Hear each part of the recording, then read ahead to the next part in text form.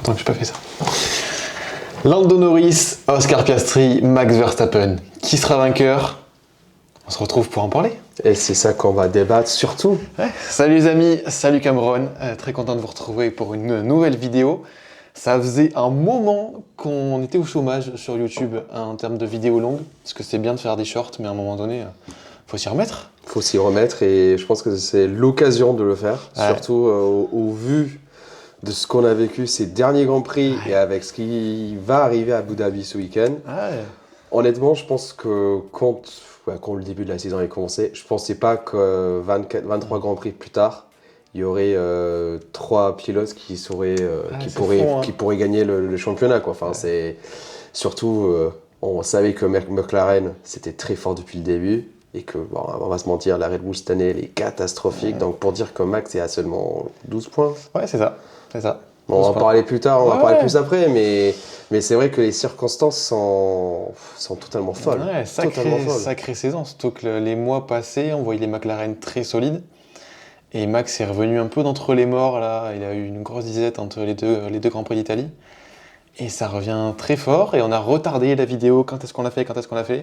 Et puis on s'est dit, allez, il reste un seul Grand Prix, on va débattre maintenant. C'est maintenant, on arrive après la guerre. C'est maintenant ou jamais, mais ouais. On va reprendre un peu du début, parce que c'est vrai que c'est quand même une histoire qui se trace sur toute une saison. Ouais. Et après, on arrivera sur la fin de la saison, quoi. Donc on a fait un petit programme là pour cette vidéo, histoire d'un petit peu cadrer, parce que on se connaît à force, on va partir dans tous les sens. Donc il y aura 3 grandes parties, mais avant ça déjà, comment tu vas? Écoute, depuis le temps, ça va. Écoute, on explore de nouveaux projets au sein des Insiders, on n'en parle pas encore. Mais non, très cool. Et puis je pense que cette année sportivement parlant, a été très correcte. C'est généralement sportif. Mais j'ai commencé à suivre un peu la Ligue des Champions, sachant que, pour ceux qui ne savent pas, je déteste le foot. Mais c'est vrai que cette année, la Ligue des Champions, ça m'intrigue un peu. Après, c'est vrai que j'ai pas fait de vidéo top 14, mais c'est vrai que le top 14 cette année, c'est vachement intéressant aussi. Et je pense que pendant la pause estivale de la Formule 1, je pense qu'avec le retour du Champions Cup en rugby, les 6 nations et forcément l'avancée de la saison de top 14, je pense qu'il va y avoir de quoi regarder aussi. Ouais, je pense, ouais. Il y aura pas mal de trucs à faire. Et toi alors, monsieur présentateur? Parce que c'est vrai qu'on te pose la question. C'est vrai que je suis un peu présentateur aujourd'hui. Je suis un peu le Formule X, hein, on le sait, voilà, je suis toujours suivi, mais de loin. Mais moi ça va, écoutez, drôle de fin d'année, mais ça se passe plutôt bien niveau sportif. Mon Barça, c'est pas la folie, mais on est premier en Liga, donc merci le Real d'être encore plus nul que nous. Sachant que je déteste Chelsea, mais par contre j'étais content de voir cette défaite. De toute façon, nos défaites, on n'est pas là pour parler de football, mais nos défaites, c'est un peu tout le temps la même chose. On en parlera dans une prochaine vidéo, je pense, avec un Jonathan qui est remonté comme un coucou avec son Real Madrid. Et son Benfica aussi, qui va encore mieux. Donc c'est un bon début de saison pour l'instant. Bon début de saison. Et je pense que j'ai beaucoup aimé la Formule 1. J'ai plus suivi que les saisons précédentes. Je sais pas si c'est ton cas, toi. Alors moi, je pense que ça doit être la saison que j'ai le moins suivi depuis très longtemps. Après, moi, ça a été à cause du travail. J'ai été pris sur beaucoup de journées de Grand Prix. Mais bon, j'ai suivi de loin, je regardais tous les temps forts, je regardais un peu les actus, savoir ce qui se passe à droite, à gauche, mais regarder des grands prix en temps réel, non, j'en ai peut-être regardé 3 ou 4 cette année. Je sais pas si c'était l'ultra domination de Max qui faisait que les saisons dernières, notamment l'an dernier, j'en ai regardé beaucoup moins. Cette année, j'ai été plus régulier, surtout là depuis la reprise de l'été. Mais en fait, alors forcément, les gens qui regardent depuis quelques années Drive to Survive vont tout ramener à 2021, qui était une année incroyable, où c'était une masterclass de Lewis et Max tout au long de la saison. Après, oui, effectivement, Max a beaucoup dominé ces dernières saisons, mais on a quand même eu des grands prix où il y a eu du spectacle, il y a eu des crashs, il y a eu des choses à voir, à raconter, etc. Donc, ouais, à voir, quoi. À voir. Okay. Bon, allez, on démarre. Allez, on est parti. Allez, première partie de la vidéo, on fait un petit point global sur la saison. Même si là, on a un petit peu tiré un petit tour d'horizon rapide. Moi, j'ai beaucoup aimé cette année. J'ai beaucoup aimé, je trouve qu'il s'est passé pas mal de choses. Gros début de saison des McLaren, grosse domination. On savait pas trop où ça allait. Est-ce que les McLaren allaient nous pondre une année écœurante? Et non, finalement, même si voilà, les 3 leaders aujourd'hui ont quasiment toutes les victoires, 7 chacun. Ça fait beaucoup quand même sur 23 Grands Prix parce que Russell en a gagné 2. C'est vrai. Il n'y a rien derrière. Les 4 pilotes ont toutes les victoires. Donc on pourrait se dire, ouais, une grosse domination et pas trop l'intérêt derrière, mais je trouve qu'il s'est passé pas mal de choses. Une belle saison des rookies malgré tout, à part Colapinto, Bortoleto, c'est plus compliqué. Sinon, Kimi a été très fort, Adjar très fort. Ouais, en fait, je pense que pour moi, je pense que tu l'as bien évoqué, le point le plus marquant pour moi cette année, c'est les rookies. Alors oui, Colapinto, malheureusement, pas une très bonne saison, mais bon, vu ce qu'a fait Gasly à côté, Alpine, c'est une année oubliée. Honnêtement, il n'y a pas grand-chose à lui reprocher là-dessus. Bortoleto, il y a eu des grands prix où ça allait bien. Mais c'est vrai que oui, comparé à Hülkenberg qui a quand même l'expérience, qui a quand même décroché un podium, son tout premier podium à Silverstone en milieu de saison, soi-disant Hülkenberg qui avait quand même la plus longue de course effectuée sans avoir eu un podium. Il a quand même mis fin à ce sacré record. Tu vois, Bortoleto a 19 points quand même, c'est pas si mal. Gasly en a 22. Donc c'est dire l'année compliquée pour Gasly. Colapinto il en a 0 du coup. En fait, parce que Alpine en a 22. Ouais, après, en vrai, quand on regarde les autres rookies, Berman, c'est une saison plutôt acceptable. 41 points cette année. Donc rien de fou, rien de dégueulasse non plus. Mais c'est une saison respectable au vu de la voiture. Là, par contre, quand tu prends les deux derniers, Adjar, oh là là, mais quelle saison! T'as Lawson à 38 points, même si bon, c'est un demi-rookie, on va dire. Non, moi Lawson, je ne le mets plus dans la catégorie rookie. Enfin, il a quand même tenté la Red Bull. Hein. Donc, c'est pour ça que je fais une distinction à ce niveau-là. Mais Adjar... Isaac, j'ai beaucoup aimé cette année. Mais Adjar, c'est incroyable ce qu'il fait avec cette voiture. Il a fait Zandvoort, il a fait son premier podium. Non, franchement, une bête de saison. Je pense que très souvent dans les points surtout. Je pense que c'est un pilote qui va aller très loin. Et puis Antonelli, ça a été un peu plus compliqué. Les premiers Grands Prix, je crois qu'il a fait 5, 6, 7 lors des 3 premiers Grands Prix. Un truc comme ça. Et après, il y a eu une phase où ça a été un peu compliqué, quelques crashs, quelques erreurs, etc. Et après, là, en fin de saison, je pense qu'il est vraiment à l'aise avec la voiture. Et là, il commence vraiment à nous sortir des résultats qui sont très propres, honnêtement. Il fait 4, 6, 6. Ah voilà, 4, 6, et 6. 11 après à Bahreïn. Voilà, donc à partir de Bahreïn, il y a quand même un petit drop, mais il est revenu, il a repris confiance. Tu te dis, il a 150 points pour une première, il reste un Grand Prix. Donc tu peux aller peut-être taper un petit 160, quelque chose comme ça. C'est assez solide, hein. C'est assez solide, sachant que devant, tu as Lewis, Leclerc, Russell et le trio devant. T'as quand même mis les deux Ferrari devant Antonelli. En termes de championnat. Parce qu'en termes de performance, je parle de classement. Je parle en termes de points. Ok. Mais ouais, globalement, moi j'ai bien aimé cette année. Et le retour de Max là depuis cet été, Norris aussi qui revient très fort. Et heureusement pour McLaren, j'en parlerai après parce que j'ai pas trop fan de cette stratégie de Papaya, Papaya Rules. De pas avoir un leader. Ils ont eu chaud et je pense qu'ils peuvent dire merci. Après, en vrai, on peut en parler maintenant parce que tu m'évoques l'idée. En fait, ça me rappelle un truc directement. C'est 2016 Mercedes, Lewis Hamilton avec Nico Rosberg. C'est que en fait, c'est la même position. C'est-à-dire que tu arrives 2014 et 2016, c'était tout pareil. C'est-à-dire que tu as deux pilotes qui arrivent au dernier Grand Prix. Celui qui gagne emporte le championnat. Là, effectivement, cette année, tu rajoutes Max dans le lot.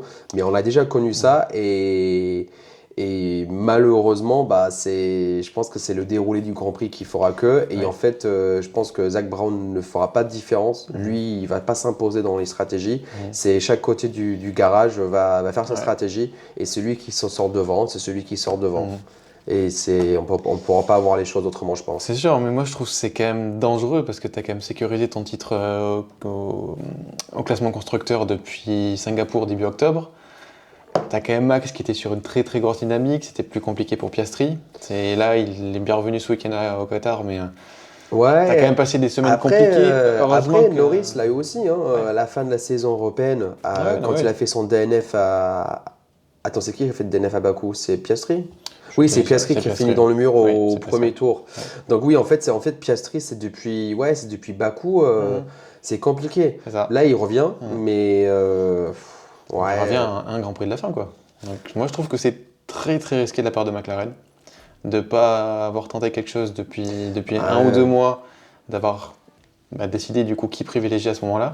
Parce que tu as Max Verstappen en face quand même. Tout le monde en parle aussi en ce moment. Enfin, moi, depuis ce matin sur Instagram, je vois que ça, les règles de McLaren en termes de championnat. Donc, je sais pas comment ça va. Je sais pas comment ça va tomber. C'est très risqué parce que tu as quand même le quadruple champion en titre en face de toi et potentiellement cinquième. Potentiellement cinquième. C'est pour ça que j'ai mis la casquette. On est impartial chez les insiders toujours. Ouais, on n'est pas biaisé. Non. Mais moi, je trouve que c'est une stratégie très très risquée de la part de McLaren qui peut tout perdre, même s'ils sont déjà après classement constructeur. Mais... Non, il n'y a pas de course sprint ce week-end. Il n'y a pas de course sprint, donc ça veut dire que tu as trois essais libres, qualif. Ouais, on va voir comment ça se passe. Mais... Si Max gagne, Norris doit finir 4ème pour que Max soit champion. Oui, c'est ça. En fait, il faut partir du principe que Norris doit absolument finir sur le podium ce week-end. C'est ça.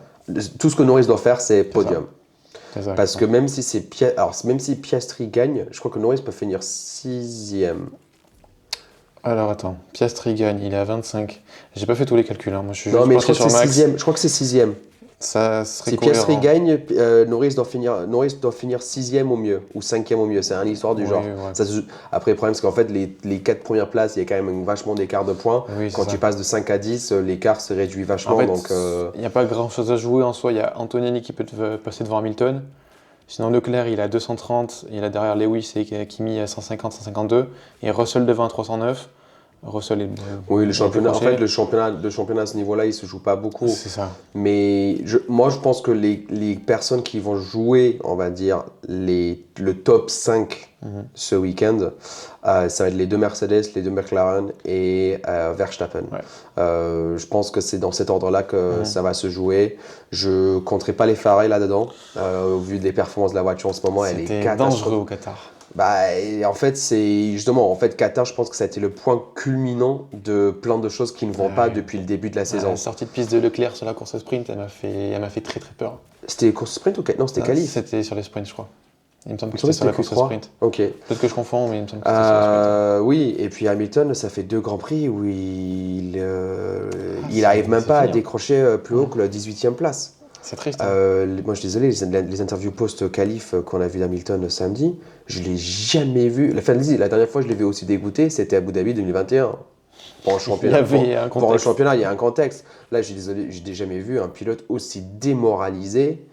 Après, je me demande aussi si c'est pas le côté Hamilton qui joue un peu le côté médiatique, tu vois, histoire d'attirer un peu l'attention sur la situation Ferrari, etc.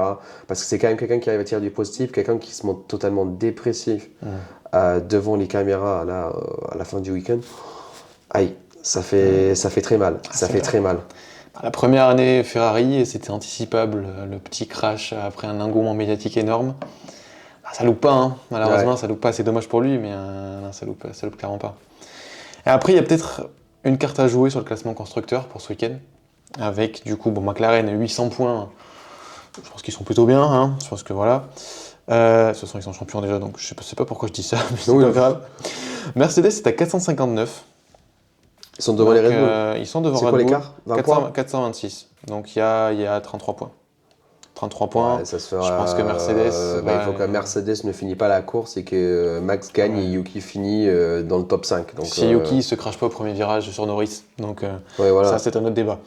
Mais Mercedes devrait aller valider sa 2e place et ce serait une belle 2e place et bien méritée je trouve. Parce que oui, clairement, parce que c'est quand même... J'ai beaucoup aimé ce duo Russell Antonelli cette année. Hein. Non, mais... À chaque Grand Prix, ils ont été là, ils ont tout le temps marqué des points. Alors, effectivement, c'est pas forcément 10 victoires, mais ils ont toujours été dans le top 5, voire top 4. Voire top 3. Pour le top 3, pour la majorité des Grands Prix. Donc, en vrai, non, c'est plus que mérité. Effectivement, ils avouent eux-mêmes que la voiture n'est pas au top de ce qu'ils espèrent. Mais par contre, effectivement, ils ont quand même un duo de pilotes qui est très solide. Et aussi, ça fait quand même plus de 10 ans que Toto il est quand même à la tête de l'écurie. Que l'écurie soit toujours aussi performante. Je pense que ça montre quand même un bon signe de leadership.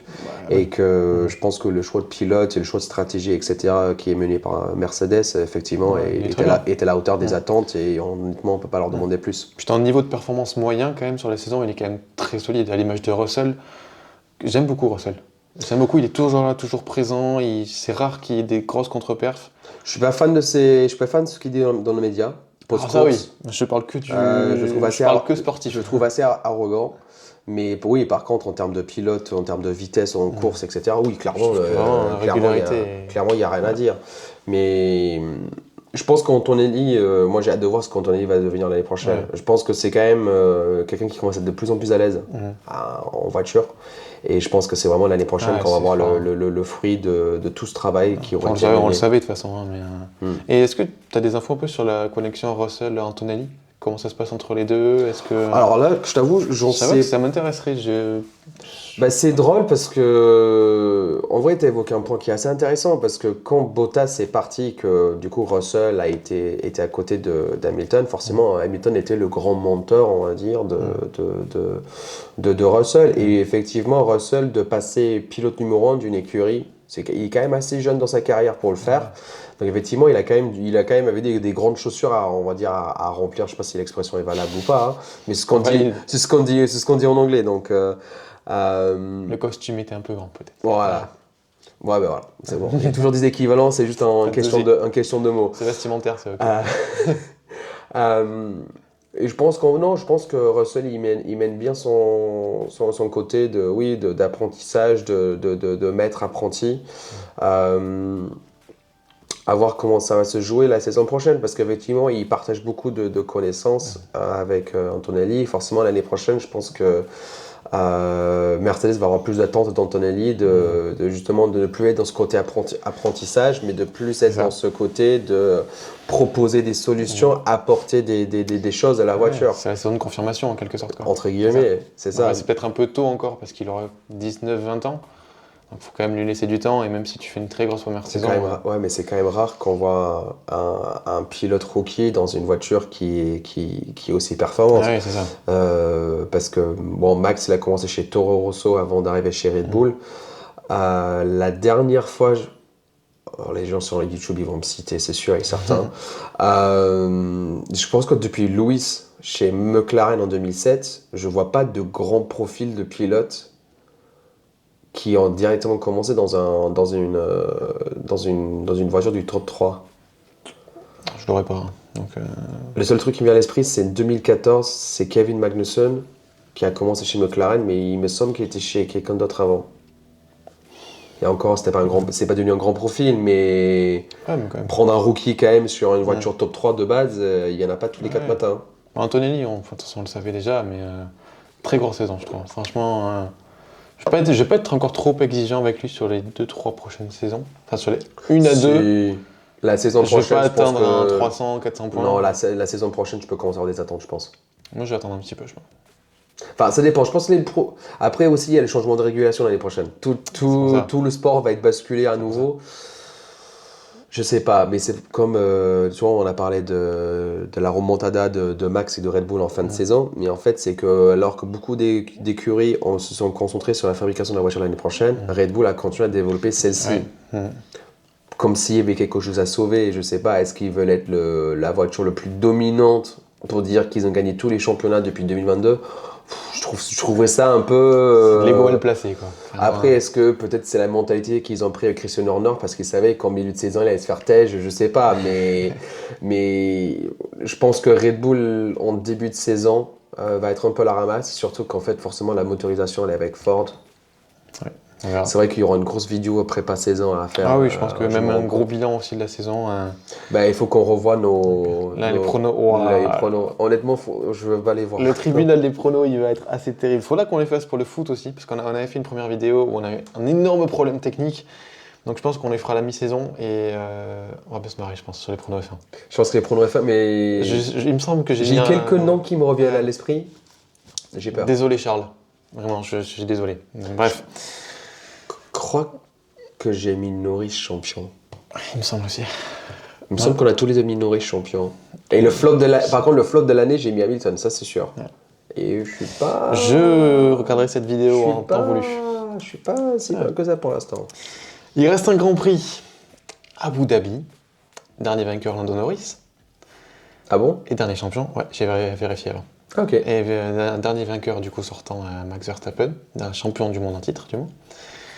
Qu'est-ce qui va se passer à Abu Dhabi ? On sait que les McLaren sont fortes avec la chaleur.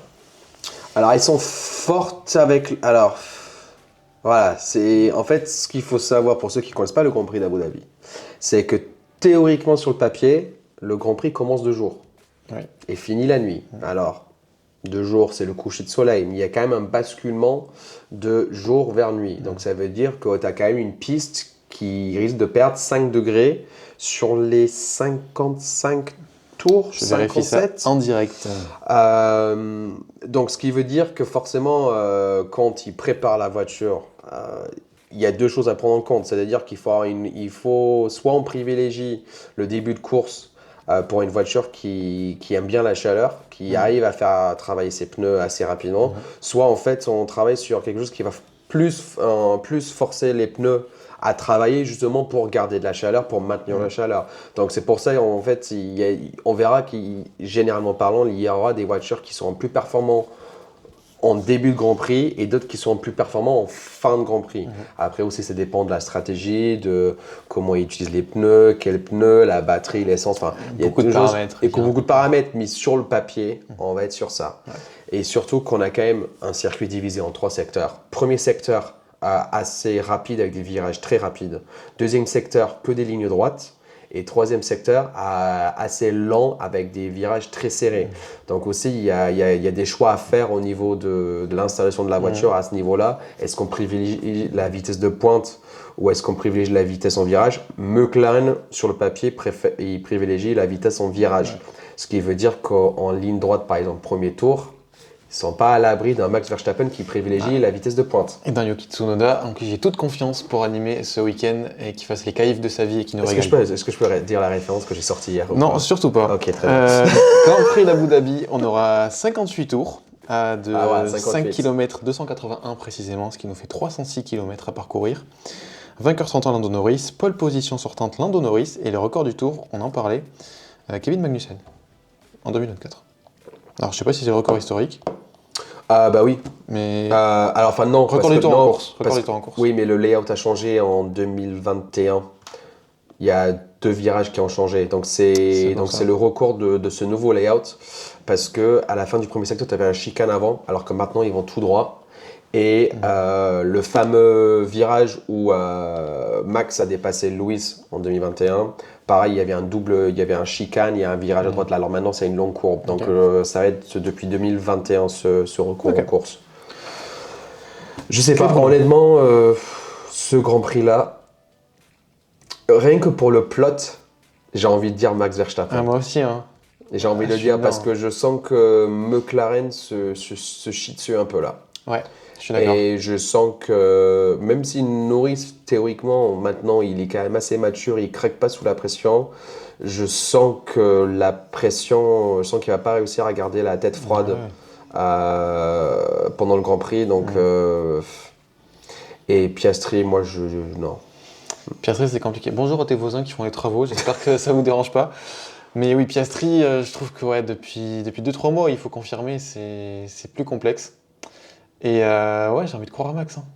Parce que, encore une fois, ce week-end, moi, j'ai pas très bien compris la stratégie de McLaren de ne pas s'arrêter sur la première safety car, sachant que tu avais 2 tours, tu avais 2 pit stops à faire. C'était au tour 7, je crois, en plus. Au tour 7 ou 8.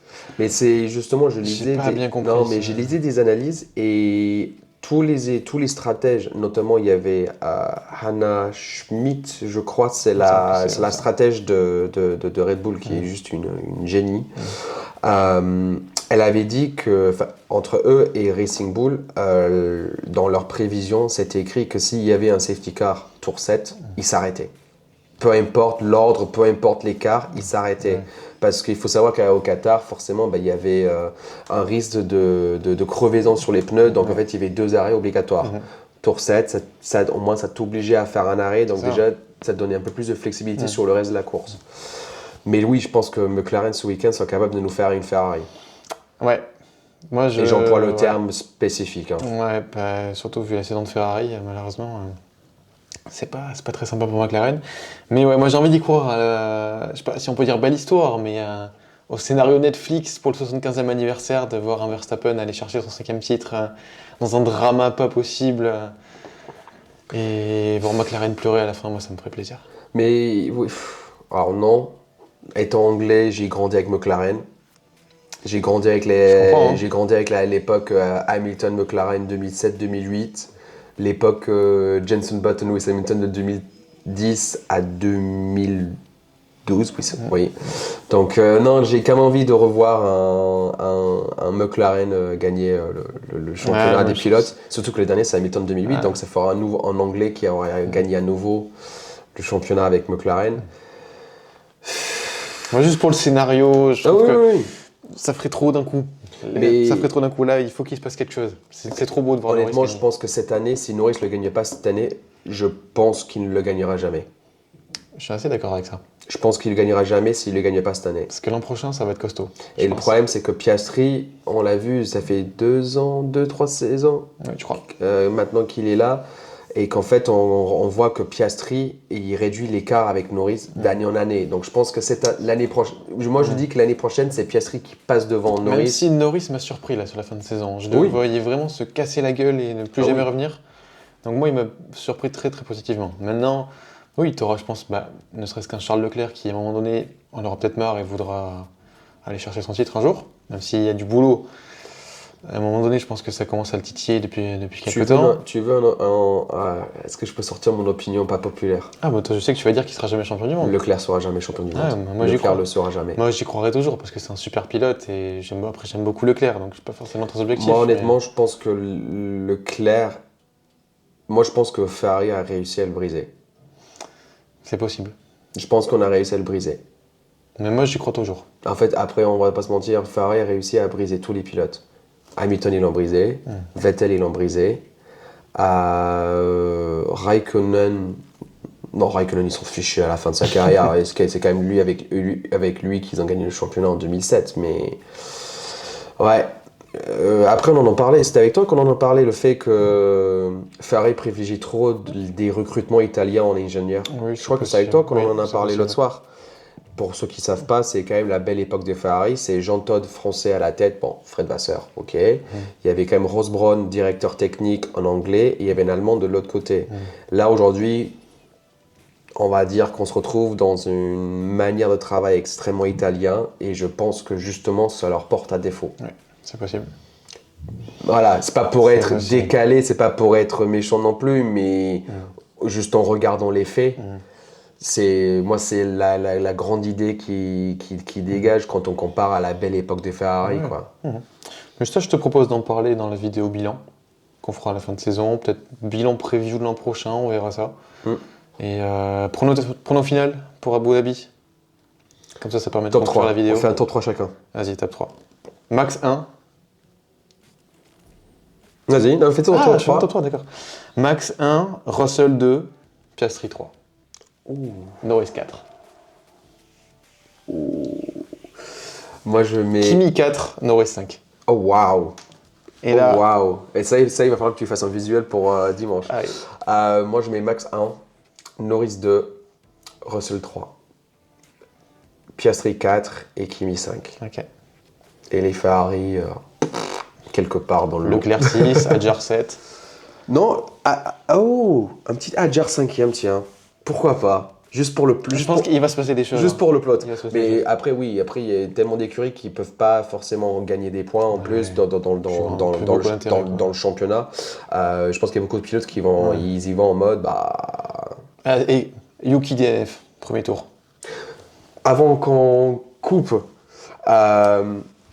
demain, donc ce sera mardi 2 décembre, Red Bull annoncerait que Yuki perd sa place chez Red Bull l'année prochaine. C'est Adjar qui monte chez Red Bull, Lawson reste chez Racing. Et c'est vrai qu'on n'a pas cherché de nouveau pilote. C'est le junior là en F2 qui va. Je le mettrai au montage. Arvin. Je le mettrai au montage, t'inquiète pas. Vas-y. Ouais, allez, on est parti pour Abu Dhabi. On est parti pour Abu Dhabi.